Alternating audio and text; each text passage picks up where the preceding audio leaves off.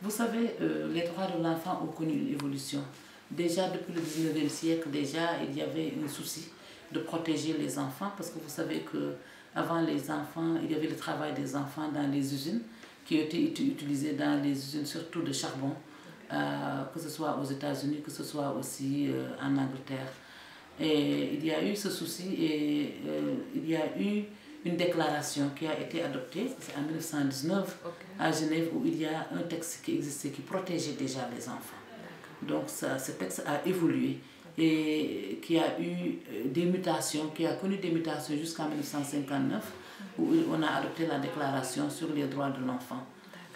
Donc sur la protection, il y a un comité déjà qui a été mis en place pour protéger les enfants, qui a donné naissance vraiment en 1989. Donc c'est tout un processus.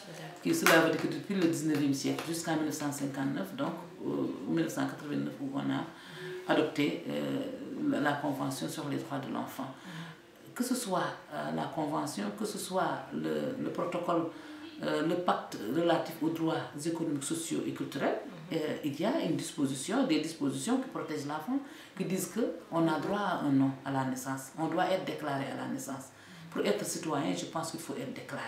Donc déjà au niveau international, ces dispositions existent et qui disent que l'enfant a droit à la protection, l'obligation de protéger et d'avoir un nom.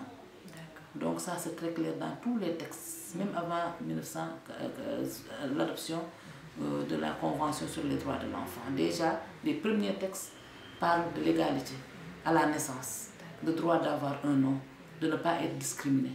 C'est très clair concernant les deux pactes.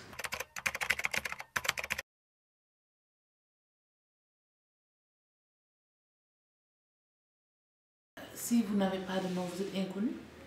Si on ne vous déclare pas, vous êtes inconnu, est-ce que vous êtes citoyen? Est-ce que vous pouvez dire que je suis sénégalais? Quels sont les papiers qui te montrent que vous êtes sénégalais? Si vous n'avez pas de carte d'identité, parce que quand vous allez vous marier, on va vous demander des pièces d'état civil, vous n'avez pas de pièces d'état civil. Quand vous allez à l'école, on va vous demander les pièces d'état civil. D'ailleurs, ce qui se passe actuellement, c'est qu'il y a énormément de jeunes femmes, de filles et de garçons qui, arrivés à l'école en CM2, ne peuvent même pas faire les examens. Ce qui signifie que c'est extrêmement vital. Est-ce que tu es citoyen? C'est par rapport à ce papier-là qu'on peut te comptabiliser pour dire que tu es citoyen sénégalais ou bien que tu es citoyen français. Est-ce que tu vas avoir aussi le droit de vote? Parce que quand vous n'avez jamais eu de papier, comment vous allez avoir une carte d'identité? Comment pouvez-vous avoir, par exemple, la carte de vote? Ça pose problème, cela veut dire que c'est un tout. C'est ça qui montre, donc, vous avez un papier qui démontre que vous êtes vraiment sénégalais. Et c'est dommage parce que je pense que c'est par méconnaissance et c'est un travail qui doit être continué aussi bien par l'État que par les organisations non gouvernementales pour vraiment non seulement sensibiliser les populations, mais c'est l'obligation aussi des autorités locales. Je pense que les mairies, le travail, il doit mettre l'accent sur ça, sur la question de l'état civil. C'est extrêmement important. Quand tu vas te marier, on va te demander l'état civil. Même si vous allez divorcer, vous n'avez pas eu de papier, on va te dire de faire une déclaration tardive. Et vous ne pouvez pas venir faire une déclaration tardive sans papier.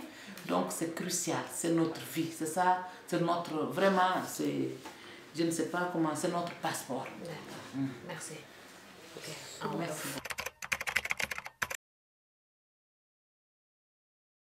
Donc moi je m'appelle Aminata Dieka, je suis la responsable du programme éducation aux droits humains d'Amnesty International Sénégal.